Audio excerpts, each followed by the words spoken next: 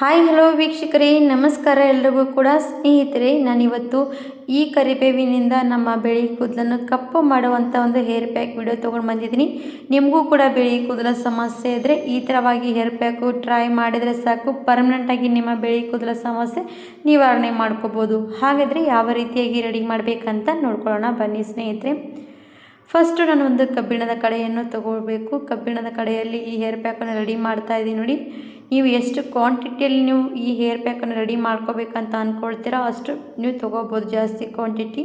ನಾನಿವಾಗ ನೋಡ್ತಾ ಇರ್ಬೋದು, ನಾನು ಸ್ವಲ್ಪ ಕ್ವಾಂಟಿಟಿಯಲ್ಲಿ ಮಾಡ್ತಾಯಿದ್ದೀನಿ. ಹಾಗಾಗಿ ಸ್ವಲ್ಪ ತೊಗೊಂಡಿರುವಂಥ ಕರಿಬೇವು ಹೇರು ಬ್ಲ್ಯಾಕ್ ಮಾಡುತ್ತೆ, ಹಾಗೆ ಬುಡದಿಂದ ಹೇರ್ ಕೂಡ ಗ್ರೋತ್ನೆಸ್ ಮಾಡುತ್ತೆ.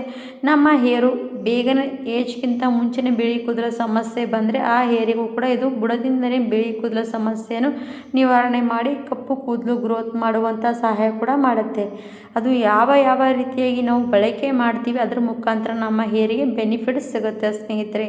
ಹಾಗಾಗಿ ಕೆಮಿಕಲ್ ಶಾಂಪೂ, ಕೆಮಿಕಲ್ ಮೆಹಂದಿಗಳು, ಕೆಮಿಕಲ್ ಹೇರ್ ಪ್ಯಾಕ್ಗಳು ಇವೆಲ್ಲದೂ ಕೂಡ ಬಳಸೋದ್ರಿಂದ ನಮಗೆ ಬೇಗನೆ ನಮ್ಮ ತಲೆಯಲ್ಲಿ ಬಿಳಿ ಕೂದಲ ಸಮಸ್ಯೆ ಈಗಿನ ಜನ್ರೇಷನಲ್ಲಿ ತುಂಬಾ ಸ್ಪೀಡಾಗಿ ಬರ್ತಾ ಇರುವಂಥದ್ದು. ಹಾಗಾಗಿ ಮಕ್ಕಳ ತಲೆಯಲ್ಲೂ ಕೂಡ ಈ ಥರ ಸಮಸ್ಯೆ ಬರ್ತಾ ಇದೆ. ಹಾಗಾಗಿ ನ್ಯಾಚುರಲ್ ಆಗಿರುವಂಥದ್ದು ಹೇರ್ ರೆಮಿಡಿಗಳು ಬಳಸ್ತಾ ಹೋದರೆ ನ್ಯಾಚುರಲಾಗಿ ನಮ್ಮ ಹೇರಿಗೆ ಒಂದು ಪರ್ಮನೆಂಟ್ ರಿಸಲ್ಟ್ ಸಿಗುತ್ತೆ ಸ್ನೇಹಿತರೆ. ಯಾಕಂದರೆ ನಾವು ನ್ಯಾಚುರಲಾಗಿ ಏನೇ ಬಳಸಲಿ ಅದು ಸೈಡ್ ಎಫೆಕ್ಟ್ ಆಗೋಲ್ಲ, ನಮ್ಮ ಹೇರ್ ಕೂಡ ಚೆನ್ನಾಗಿರುತ್ತೆ, ಗ್ರೋತ್ ಆಗುತ್ತೆ, ಈ ಥರ ಬೆನಿಫಿಟ್ಸ್ ಇರುತ್ತೆ ಅದು. ಹಾಗಾಗಿ ನಾವು ನ್ಯಾಚುರಲಾಗಿ ಬಳಸಲೇಬೇಕು. ಇವಾಗ ನಾನು ತೋರಿಸ್ತಾ ಇರುವಂಥ ಈ ನ್ಯಾಚುರಲ್ ಹೇರ್ ಪ್ಯಾಕು ಮಕ್ಕಳಾಗಲಿ ಏಜ್ಗಿಂತ ಮುಂಚೆನೇ ಆಗಲಿ ಎಲ್ಲರ ವಯಸ್ಸಿನವರು ಕೂಡ ಇದನ್ನು ಟ್ರೈ ಮಾಡ್ಬೋದು. ಯಾವುದೂ ಕೂಡ ಸೈಡ್ ಎಫೆಕ್ಟ್ ಆಗೋಲ್ಲ. ನಾವು ಈ ಥರ ಕೆಮಿಕಲ್ ಮೆಹಂದಿಗಳು ತಂದು ಯೂಸ್ ಮಾಡಿದ್ರೆ ನಮಗೆ ಸೈಡ್ ಎಫೆಕ್ಟ್ ಜಾಸ್ತಿ ಆಗುತ್ತೆ. ಹಾಗೆ ಕೂದಲು ಉದುರುವಂಥ ಸಮಸ್ಯೆ, ಬೇಗನೆ ತಲೆಯಲ್ಲಿ ಬಿಳಿ ಕೂದಲ ಸಮಸ್ಯೆ.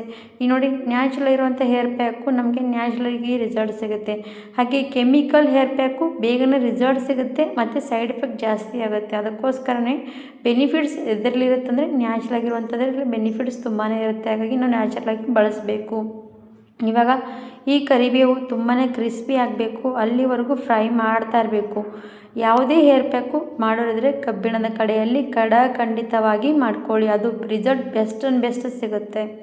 ಇವಾಗ ಇದು ಫ್ರೈ ಮಾಡ್ತಾ ಇದ್ದೀನಿ. ಫ್ರೈ ಮಾಡುವಾಗ ಇದರಲ್ಲಿ ಮತ್ತೊಂದು ಏನಪ್ಪ ಸೇರಿಸ್ತಾ ಇದ್ದೀನಿ ಅಂದರೆ, ನೋಡ್ತಾ ಇರ್ಬೋದು ದೊಡ್ಡಪತ್ರೆ ಎಲೆ ಸ್ನೇಹಿತರೆ. ಇದು ನೋಡಿ ಒಣಗಿಸ್ಕೊಂಡು ತೊಗೊಂಡಿರೋಂಥ ದೊಡ್ಡಪತ್ರೆ ಎಲೆ ಇದು ಪವರ್ಫುಲ್ಲಾಗಿ ನಮ್ಮ ಹೇರನ್ನು ಬ್ಲ್ಯಾಕ್ ಕೂಡ ಮಾಡುತ್ತೆ ಸ್ನೇಹಿತರೆ. ಇದು ಕೂಡ ಅದರ ಎಲೆ ನೋಡ್ತಾ ಇರ್ಬೋದು, ಒಣಗಿದ ಮೇಲೆ ಯಾವ ರೀತಿ ಕಪ್ಪಾಗ್ತಾ ಬರುತ್ತೆ ನೋಡಿ. ಇನ್ನೂ ಕೂಡ ಒಣಗಬೇಕದು. ಇವಾಗಿನ ಮಳೆ ಸಮಯದಲ್ಲಿ ಸ್ವಲ್ಪನೇ ಒಣಗಿರುವಂಥದ್ದು. ಹಾಗಾಗಿ ನೋಡಿ, ಇನ್ನೂ ಕೂಡ ಒಣಗಿದ್ರೆ ಪೂರ್ತಿಯಾಗಿ ಇದು ಕಪ್ಪಾಗಿಬಿಡುತ್ತೆ ಎಲೆ ಎಲ್ಲ. ಈ ಥರ ದೊಡ್ಡಪತ್ರೆ ಎಲೆ ನಿಮ್ಮ ಮನೆ ಹತ್ತಿರ ಇದ್ದರೆ ತಂದು ಒಣಗಿಸ್ಕೊಂಡು ಪುಡಿ ಮಾಡಿ ಇಟ್ಕೊಂಡ್ರೆ ನಿಮಗೆ ಹೇರ್ ಪ್ಯಾಕಿಗೆ ಬಳಸೋದಕ್ಕೂ ಕೂಡ ಯೂಸ್ ಮಾಡ್ಕೋಬೋದು. ನಾನಿವಾಗ ಎರಡು ದೊಡ್ಡಪತ್ರೆ ಎಲೆ ತೊಗೊಂಡಿದ್ದೀನಿ. ಆ ಎಲೆಯನ್ನು ಇದು ಕೂಡ ಅಲ್ಲಿ ಹಾಕ್ಕೊಂಡು ಫ್ರೈ ಮಾಡ್ಕೊಳ್ತಾ ಹೋಗಬೇಕು. ದೊಡ್ಡಪತ್ರೆ ಎಲೆ, ಕರಿಬೇವು ಇದು ಬಿಳಿ ಕೂದಲಿಗೆ ನ್ಯಾಚುರಲಾಗಿ ಕಲರ್ ಕೊಡುತ್ತೆ ಸ್ನೇಹಿತರೆ.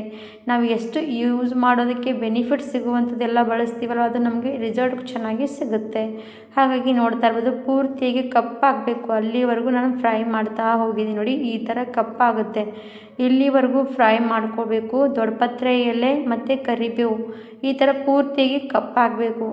ನಿಮಗೆ ನೋಡ್ತಾ ಇರ್ಬೋದು, ನಾನು ತೊಗೊಂಡಿದ್ದೀನಿ ಸ್ವಲ್ಪನೇ ಕ್ವಾಂಟಿಟಿ. ಅದು ನೋಡಿದ್ರೆ ಇನ್ನೂ ಕೂಡ ಸ್ವಲ್ಪ ಕ್ವಾಂಟಿಟಿ ಕಾಣಿಸ್ತಾ ಇರುವಂಥದ್ದು. ಇದು ಎಷ್ಟು ಸ್ವಲ್ಪ ಕಾಣಿಸುತ್ತಲ್ವ ಅಷ್ಟೇ ನಮ್ಮ ಹೇರ್ ಪೂರ್ತಿಯಾಗಿ ಅಪ್ಲೈ ಮಾಡಿಕೊಂಡ್ರೂ ಕೂಡ ಉಳಿದ್ಬಿಡುತ್ತೆ ಸ್ನೇಹಿತರೆ, ಅಷ್ಟು ಜಾಸ್ತಿ ಆಗುತ್ತೆ.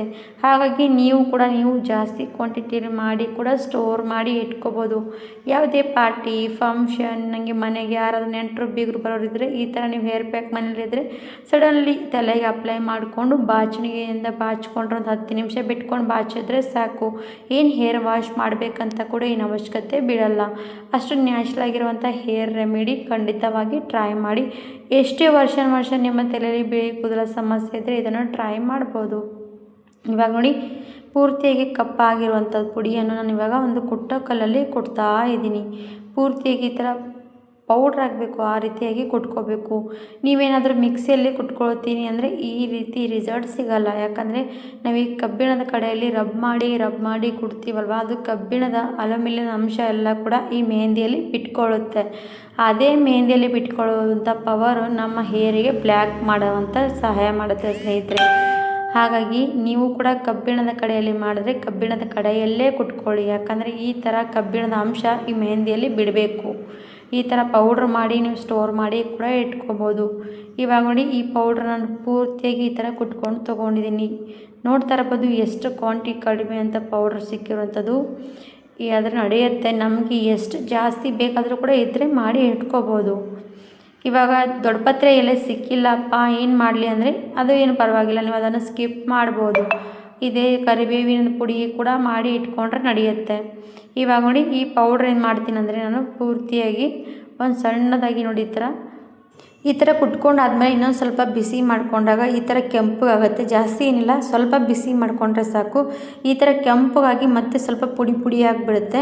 ಹಾಗಾಗಿ ನಾನು ಸ್ವಲ್ಪ ಬಿಸಿ ಮಾಡ್ಕೊಂಡಿದ್ದೀನಿ. ಬಿಸಿ ಮಾಡುವಾಗ ಈ ಥರ ನೋಡ್ಬೋದು, ಒಳಗಡೆ ಈ ಥರ ಉರಿ ಉರಿಯಾಗಿ ಕಾಣಿಸುತ್ತೆ. ಆದರೂ ಕೂಡ ಏನಿಲ್ಲ, ಈ ಥರ ಒಂದು ಜರಡಿ ತಗೊಂಡು ಎಲ್ಲ ಕೂಡ ಜಲಿಸ್ಕೊಂಡು ತೊಗೋಬೇಕಾಗುತ್ತೆ. ಜಲಿಸಿದ್ದೀವಿ ಅಂದರೆ ಪೂರ್ತಿಯಾಗಿ ಪೌಡ್ರ್ ಸಿಗುತ್ತೆ. ಅದೇ ಪೌಡ್ರ್ ನಮಗೆ ಸ್ಟೋರ್ ಮಾಡಿ ಇಟ್ಕೋಬೋದು. ವರ್ಷಾನುಗಂಟ್ಲೆ ನೀವು ಸ್ಟೋರ್ ಮಾಡಿ ಇಟ್ಟರೂ ಕೂಡ ಏನೂ ಆಗಲ್ಲ ಸ್ನೇಹಿತರೆ. ನೋಡಿ ಈ ಥರ ನಾನು ಪೂರ್ತಿಯಾಗಿ ಈ ಥರ ಪುಡಿ ಎಲ್ಲ ಈ ಥರ ಜರಡಿ ಮಾಡ್ಕೊಳ್ತಾ ಇದ್ದೀನಿ. ಜರಡಿ ಬಿಸಿ ಇರುವಾಗ ಮಾಡ್ಕೊಳ್ಳೋದಿದ್ರೆ ಸ್ಟೀಲ್ ಜರಡಿ ತೊಗೊಂಡ್ರೆ ಬೆಸ್ಟು. ಯಾಕಂದರೆ ಇದು ಸ್ಟೀಲ್ ಜರಡಿ ಮಾಡಿದ್ವಿ ಅಂದರೆ ಬಿಸಿ ಇರುವಾಗ ಕೂಡ ಮಾಡಿದ್ರೂ ಕೂಡ ನಡೆಯುತ್ತೆ. ಈ ಥರ ನೋಡಿ ಪೌಡ್ರ್ ಸಿಕ್ಕಿರುವಂಥ ಪೌಡ್ರ್ ನೋಡಿ, ಇದೇ ಪೌಡ್ರ್ ಪವರ್ಫುಲ್ಲಾಗಿ ನಮ್ಮ ಬಿಳಿ ಕೂದಲಿಗೆ ಕಪ್ಪು ಮಾಡುವಂಥ ಕೆಲಸ ಮಾಡುತ್ತೆ. ಆ ಪೌಡ್ರಲ್ಲಿ ನಾನು ಇವಾಗ ಪ್ಯೂವರ್ ಕೊಬ್ಬರಿ ಎಣ್ಣೆಯನ್ನು ಸೇರಿಸ್ತಾ ಇದ್ದೀನಿ. ನೋಡಿ ಕೊಬ್ಬರಿ ಎಣ್ಣೆ ಡ್ರಾಪ್ ಹಾಕಿದ ತಕ್ಷಣ ನೋಡ್ತಾ ಇರ್ಬೋದು ಯಾವ ರೀತಿಯಾಗಿ ಕಪ್ಪು ಬಣ್ಣ ಬಂತು ಅಂತ. ನೋಡಿ ಈ ಥರ ಕಪ್ಪು ಬಣ್ಣ, ಫಸ್ಟಿಗೆ ಪೌಡ್ರು ಇಷ್ಟು ಕಪ್ಪಾಗಿ ಕಾಣಿಸ್ತಾ ಇಲ್ಲ, ಅದೇ ರೀತಿಯಾಗಿ ಎಣ್ಣೆ ಹಾಕಿದ ಮೇಲೆ ನೋಡಿ ಯಾವ ರೀತಿಯಾಗಿ ಕಪ್ಪು ಬಣ್ಣ ಬಂತಂತ. ಯಾವುದೇ ಹೇರ್ ಕಲರ್ ನೋಡಿ ಫಸ್ಟಿಗೆ ಕಲರ್ ನೋಡೋದಕ್ಕೆ ಕಡಿಮೆ ಇರುತ್ತೆ, ಆಮೇಲೆ ನಾವು ಅದ್ರಲ್ಲಿ ನೀರು ಹಾಕಿದ ತಕ್ಷಣ ಅದಕ್ಕೆ ಕಲರ್ ಬಿಟ್ಕೊಳ್ತಾ ಬರುತ್ತೆ. ಕೆಮಿಕಲ್ ಪ್ರಾಡಕ್ಟ್ ಅಲ್ವಾ. ಇದೇ ನ್ಯಾಚುರಲ್ ಆಗಿರುವಂಥ ಕಲರಿಗೆ ನಾವು ಕೊಬ್ಬರಿ ಎಣ್ಣೆ ಹಾಕಿದ್ರೆ ಸಾಕು, ಅದು ಕಲರ್ ಮೇಲೆ ಬಂದುಬಿಡುತ್ತೆ. ಅದೇ ನ್ಯಾಚುರಲ್ ಆಗಿರುವಂಥ ಕಲರು ನಾವು ಹೇರಿಗೆ ಯೂಸ್ ಮಾಡ್ಬೋದು. ಇವಾಗ ನೋಡಿ ಇಷ್ಟು ಕಲಿಸ್ಕೊಂಡಿದ್ದೀನಿ. ನನ್ನ ಕೈ ಬೆರಳು ಕೂಡ ನೋಡಿ ಎಷ್ಟು ಕಪ್ಪಾಗಿರುವಂಥದ್ದು. ಅದೇ ನಮ್ಮ ಹೇರ್ ಎಲ್ಲೆಲ್ಲಿ ವೈಟ್ ಹೇರ್ಸ್ ಇದೆ ಅಲ್ಲೆಲ್ಲನೂ ಇದೇ ರೀತಿಯಾಗಿ ಅಪ್ಲೈ ಮಾಡ್ಕೊಬೋದು. ಅಪ್ಲೈ ಮಾಡಿಕೊಂಡು ಹಾಗೆ ಡ್ರೈ ಆಗೋದಕ್ಕೆ ಬಿಟ್ಟರೆ ಸಾಕು. ಮತ್ತೇನು ತಲೆ ವಾಶ್ ಮಾಡಬೇಕಂತ ನೀವು ಅಂದ್ಕೊಂಡ್ರೆ ವಾಶ್ ಮಾಡ್ಕೋಬೋದು. ಇಲ್ಲಾಂದರೆ ವಾಶ್ ಮಾಡುವಾಗ ಒಂದು ಕೇರ್ ಏನಪ್ಪ ಅಂದರೆ ಶಾಂಪು ಮಾತ್ರ ಅಂದರೆ ಶಾಂಪು ಬಳಸಬಾರ್ದು, ಅದನ್ನು ಅವಾಯ್ಡ್ ಮಾಡಬೇಕು. ಶಾಂಪು ಬಳಸ್ತೀವಿ ಅಂದರೆ ಅದು ಏನು ಕೂಡ ನಾವು ಹೇರ್ ಪ್ಯಾಕ್ ಹಚ್ಚಿರ್ತೀವಿ, ಅದು ಏನು ಕೂಡ ನಮ್ಮ ತಲೆಗೆ ಹಚ್ಚಿರುವಂಥದ್ದು ಯೂಸ್ ಆಗೋಲ್ಲ. ಈ ಥರ ನೀವು 1 ಸರ್ತಿ 2 ಸರ್ತಿ ಟ್ರೈ ಮಾಡಿ ನೀವು 3ನೇ ಸರ್ತಿ 4ನೇ ಸರ್ತಿ ಶಾಂಪೂನ ಬಳಸಿದ್ರೆ ನಿಮಗೆ ಅದು ನಡೆಯುತ್ತೆ. ಫಸ್ಟಿಗೆ ನಾವು ಕೆಮಿಕಲ್ ನೋಡಿ ಈ ಥರ ನ್ಯಾಚುರಲ್ ಆಗಿರುವಂಥ ಕಲರ್ ಹಚ್ಚಿ ಶಾಂಪು ಕೆಮಿಕಲ್ ಪ್ರಾಡಕ್ಟ್ ಯೂಸ್ ಮಾಡಿದ್ರೆ ಅದು ಏನು ನಮ್ಗೆ ವರ್ಕ್ ಆಗೋಲ್ಲ. ಹಾಗಾಗಿ ತಲೆ ಸ್ನಾನ ಮಾಡಿದ್ರೆ ನಾರ್ಮಲಿ ತಲೆ ಸ್ನಾನ ಮಾಡ್ಕೊಳ್ಳಿ, ಈ ಥರ ಹೇರ್ ಪ್ಯಾಕ್ ಹಚ್ಕೊಂಡು. ಇಲ್ಲಾಂದರೆ ಈ ಥರ ಹೇರ್ ಪ್ಯಾಕ್ ಹಚ್ಕೊಂಡು ಬಿಡ್ಬೋದು. ಈ ಥರ ಹೇರ್ ಪ್ಯಾಕ್ ಟ್ರೈ ಮಾಡಿ, ನಿಮಗೂ ಕೂಡ ಇಷ್ಟ ಆದರೆ ನಿಮ್ಮ ಫ್ಯಾಮಿಲಿ ಫ್ರೆಂಡ್ಸ್ಗೆ ಶೇರ್ ಮಾಡಿ, ಅವರು ಕೂಡ ನೋಡಲಿ ಟ್ರೈ ಮಾಡಲಿ ಅಂತ ಅಂದ್ಕೊಳ್ತೀನಿ.